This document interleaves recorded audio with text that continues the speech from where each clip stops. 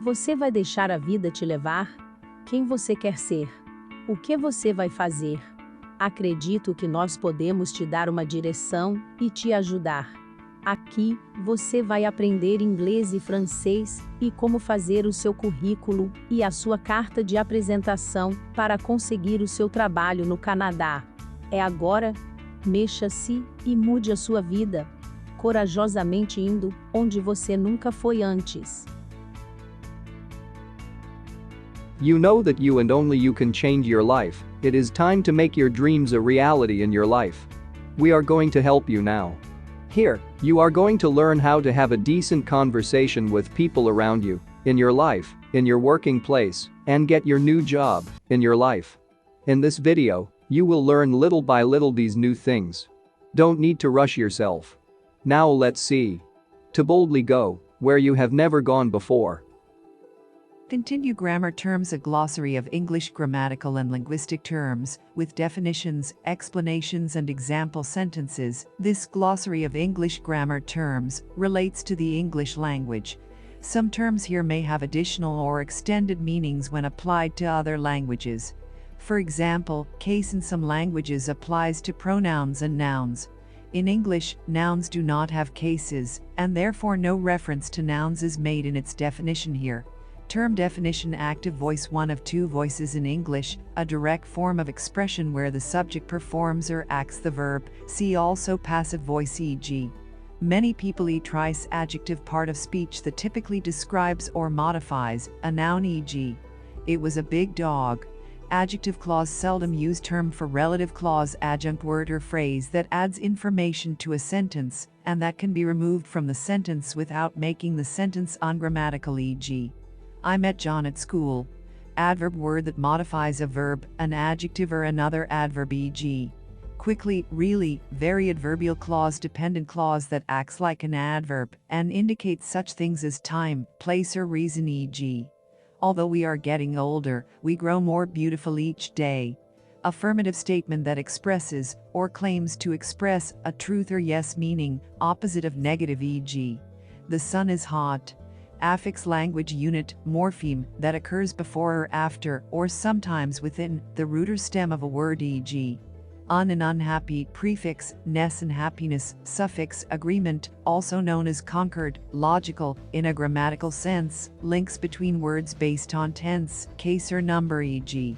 this phone, these phones. Antecedent: word, phrase or clause that is replaced by a pronoun or other substitute when mentioned subsequently in the same sentence or later, e.g. Emily is nice because she brings me flowers.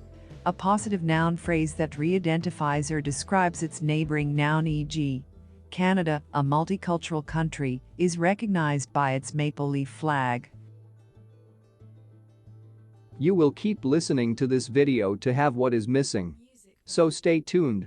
Don't be naive and click on the subscribe and like buttons and help us to achieve more people. Now, let's keep moving. Term definition: gerund, noun form of a verb, formed with verb ing, e.g. walking is great exercise. Gradable adjective: adjective that can vary in intensity or grade when paired with a grading adverb. See also non-gradable adjective, e.g.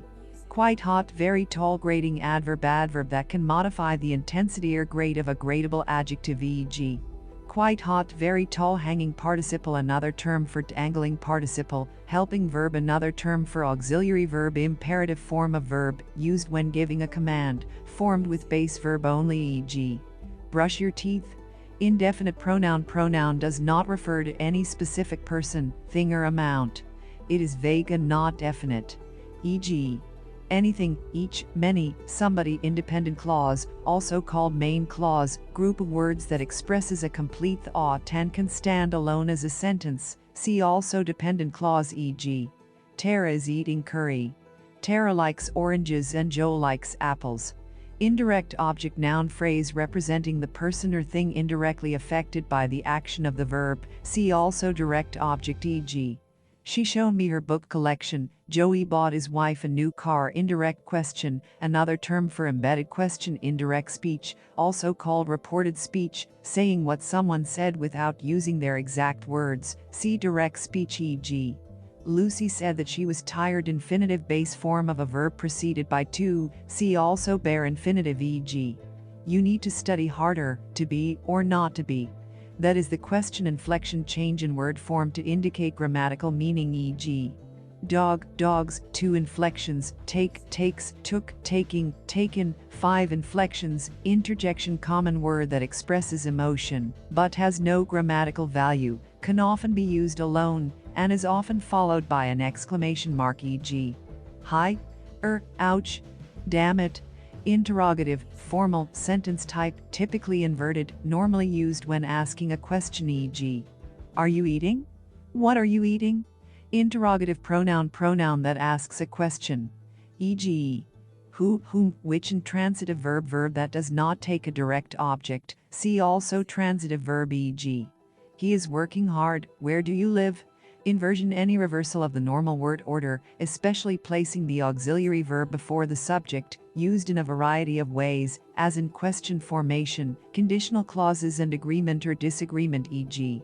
Where are your keys? Had we watched the weather report, we wouldn't have gone to the beach, so did he, neither did she. Irregular verbs. See irregular verbs list. Verb that has a different ending for past tense and past participle forms than the regular ed. See also regular verb, e.g. buy, bought, do, did, done. Lexicon, lexis, all of the words and word forms in a language with meaning or function. Lexical verb, another term for main verb. Linking verb, verbs that connect the subject to more information, but do not indicate action, such as be or seem. Main clause, another term for independent clause. Main verb, also called lexical verb, any verb in a sentence that is not an auxiliary verb. A main verb has meaning on its own, e.g. Does John like Mary? I will have arrived by 4 p.m. Modal verb, also called modal, auxiliary verbs such as can, could, must, should, etc., paired with the bare infinitive of a verb, e.g. I should go for a jog. Modifier, word or phrase that modifies and limits the meaning of another word, e.g. the house equals the White House, the house over there, the house we sold last year. Mood, sentence type that indicates the speaker's view towards the degree of reality of what is being said. For example, subjunctive, indicative, imperative. Morpheme, unit of language with meaning, differs from word because some cannot stand alone, e.g. unpredictable and unpredictable. Multi-word verb that consists of a basic verb plus another word or words, preposition and or adverb, e.g. get up, phrasal verb, believe in, prepositional verb, get on with, phrasal prepositional verb, negative form which changes a yes meaning to a no meaning, opposite of affirmative, e.g. she will not come, I have never seen her. Nominative case, another term for subjective case. Non-defining relative clause, also called non-restrictive relative clause that adds information, but is not completely necessary, set off from the sentence with a comma or commas. See defining relative clause, e.g. the boy, who had a chocolate bar in his hand, was still hungry. Non-gradable adjective that has a fixed quality or intensity, and cannot be paired with a grading adverb. See also gradable adjective, e.g. freezing, boiling. Pregnant, non-restrictive relative clause, another term for non-defining relative clause. Noun, part of speech that names a person, place, thing, quality, quantity or concept. See also proper noun and compound noun, e.g. the man is waiting, I was born in London, is that your car? Do you like music? Noun clause that takes the place of a noun and cannot stand on its own, often introduced with words such as that, who or whoever, e.g. what the president said was surprising. Noun phrase, NP, any word or group of words based on a noun or pronoun that can function in a sentence as a subject, object or prepositional object, can be one word or many words, can be very simple or very complex, e.g. she is nice, when is the meeting? The car over there beside the lamppost is mine. Number, change of word form, indicating one person or thing, singular, or more than one person or thing, plural, e.g. one dog, 3 dogs, she, they. Object, thing or person affected by the verb. See also direct object and indirect object, e.g. the boy kicked the ball, we chose the house with the red door. Objective case form of a pronoun, indicating an object, e.g. John married her, I gave it to him. Part of speech, one of the classes into which words are divided according to their function in a sentence, e.g. verb, noun, adjective, participle verb form that can be used as an adjective or a noun. See past participle, present participle. Now it is your turn to click on the subscribe and like buttons. It's free and it depends only on you. Don't be naive. Thank you. Now, let's go back to our video. Term definition: passive voice, one of two voices in English, an indirect form of expression in which the subject receives the action. See also active voice, e.g. rice is eaten by many people, past tense, also called simple past tense, used to talk about an action, event or situation that occurred and was completed in the past, e.g. I lived in Paris for 10 years. Yesterday we saw a snake, past continuous tense, often used to describe an interrupted action in the past, formed with was, were plus verb ing, e.g. I was reading. When you call past perfect tense, that refers to the past in the past, formed with had plus verb ed, e.g. We had stopped the car, past perfect continuous tense, that refers to action that happened in the past and continued to a certain point in the past, formed with had been plus verb ing, e.g. I had been waiting for 3 hours when he arrived, past participle verb form, v3, usually made by adding ed to the base verb, typically used in perfect and passive tenses, and sometimes as an adjective, e.g. I have finished. It was seen by many people. Boiled eggs, perfect verb form, specifically an aspect, formed with have, has plus verb ed, present perfect, or had plus verb ed, past perfect, person, grammatical category that identifies people in a conversation. There are 3 persons. First person, pronouns I, me, we, us, is the speakers. Second person, pronoun you, is the listeners. Third person, pronouns he, him, she, her, it, they, them, is everybody or everything else. Personal pronoun that indicates person, e.g. he likes my dogs, they like him. Phrasal verb, multi-word verb formed with a verb plus adverb, e.g. break up, turn off. See phrasal verbs list, NB. Many people in books call all multi-word verbs phrasal verbs. See multi-word verbs, phrase 2 or more words that have a single function and form part of a sentence. Phrases can be noun, adjective, adverb, verb, or prepositional plural of a noun or form, indicating more than one person or thing. Plural nouns are usually formed by adding s. See also singular, number, e.g. bananas, spoons, trees. Position: grammatically correct placement of a word form in a phrase or sentence in relation to other word forms, e.g. the correct position for an article is at the beginning of the noun phrase, that it describes positive basic state of an adjective or adverb, when it shows quality, but not comparative or superlative, e.g. nice, kind, quickly. Possessive adjective, also called determiner, based on a pronoun. My, your, his, her, its, our, their, e.g. I lost my keys. She likes your car. Possessive case form of a pronoun indicating ownership or possession, e.g. mine are blue, this car is hers. Possessive pronoun that indicates ownership or possession, e.g. where is mine? These are yours. Predicate, one of the 2 main parts, subject and predicate, of a sentence. The predicate is the part that is not the subject, e.g. my brother is a doctor. Who did you call? The woman wearing a blue dress. Help me. Prefix affix that occurs before the root or stem of a word, e.g.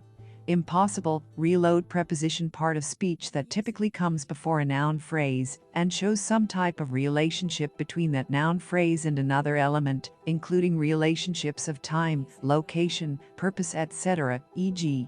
we sleep at night. I live in London. This is for digging. Prepositional verb, multi-word verb that is formed with verb plus preposition, e.g. believe in, look after. Second conditional if-then conditional structure used to talk about an unlikely possibility in the future, e.g. if we won the lottery we would buy a car. Sentence largest grammatical unit. A sentence must always include a subject, except for imperatives and predicate. A written sentence starts with a capital letter and ends with a full stop, period, question mark or exclamation mark. A sentence contains a complete thought such as a statement, question, request or command, e.g. stop. Do you like coffee? I work. Series list of items in a sentence, e.g. the children ate popsicles, popcorn and chips. Singular of a noun or form, indicating exactly one person or thing. Singular nouns are usually the simplest form of the noun, as found in a dictionary. See also plural, number, e.g. banana, spoon, tree. Split infinitive situation where a word or phrase comes between the particle to and the verb in an infinitive, considered poor construction by some, e.g. he promised to never lie against standard English, se. normal spelling, pronunciation and grammar that is used by educated native speakers of English structure, word that has no real meaning in a sentence, such as a pronoun or auxiliary verb, as opposed to a content word, such as verb or noun. Structure words are not normally stressed in speech, e.g. Could you bring my glasses because I've left them at home? Subject. One of the two main parts, subject and predicate, of a sentence. The subject is the part that is not the predicate. Typically, the subject is the first noun phrase in a sentence and is what the rest of the sentence is about, e.g. The rainwater was dirty, Mary is beautiful, who saw you? Subjective case, also called nominative case form of a pronoun indicating a subject, e.g. Did she tell you about her? Subjunctive, fairly rare verb form typically used to talk about events that are not certain to happen, usually something that someone wants, hopes or imagines will happen, formed with bare infinitive, except past of be, e.g. The president requests that John attend the meeting. Subordinate clause, another term for dependent clause, suffix, affix, that occurs after the root or stem of a word, e.g. happiness. Quickly, superlative, adjective or adverb that describes the extreme degree of something, e.g. happiest, most quickly. Svo, subject verb object, a common word order where the subject is followed by the verb and then the object, e.g. the man crossed the street. Syntax, sentence structure, the rules about sentence structure. Tag question, special construction with statement that ends in a mini question. The whole sentence is a tag question. The mini question is a question tag, usually used to obtain confirmation, e.g. the earth is round, isn't it? You don't eat meat, do you? Tense, form of a verb that shows us when the action or state happens, past, present or future. Note that the name of a tense is not always a guide to when the action happens. The present continuous tense, for example, can be used to talk about the present or the future. Third, conditional if-then conditional structure used to talk about a possible event in the past that did not happen and is therefore now impossible, e.g. if we had won the lottery, we would have bought a car. Transitive verb, action verb that has a direct object, receiver of the action. See also intransitive verb, e.g. the kids always eat a snack while they watch TV. Uncountable nouns, also called mass nouns or non-count, thing that you cannot count, such as substances or concepts. See also countable nouns, e.g. water, furniture, music. Usage, way in which words and constructions are normally used in any particular language. V1, V2, V3, referring to verb 1, verb 2, verb 3 being the base, past and past participle that students typically learn for irregular verbs, e.g. speak, spoke, spoken. Verb, word that describes the subject's action or state and that we can change or conjugate based on tense and person, e.g. to work, to love, to begin. Voice, form of a verb that shows the relation of the subject to the action. There are two voices in English: active, passive. WH, question using a WH word and expecting an answer that is not yes or no. WH questions are open questions. See also yes no question, e.g. where are you going? WH word, also called question word that asks a WH question. There are 7 WH words: who, what, where, when, which, why, how. Word order, order or sequence in which words occur within a sentence. Basic word order for English is subject, verb, object or SVO. Yes no question, to which the answer is yes or no. Yes no questions are closed questions. See also WH question, e.g. do you like coffee? 0, conditional if-then conditional structure used when the result of the condition is always true, based on fact, e.g. if you dial O, the operator comes on. Tell us, in the comments below, which one you feel is better for you. Don't worry, we will do the changes to answer you. To sound more native-like, practice saying what you just heard. This will increase your skills when you will have to talk to other people.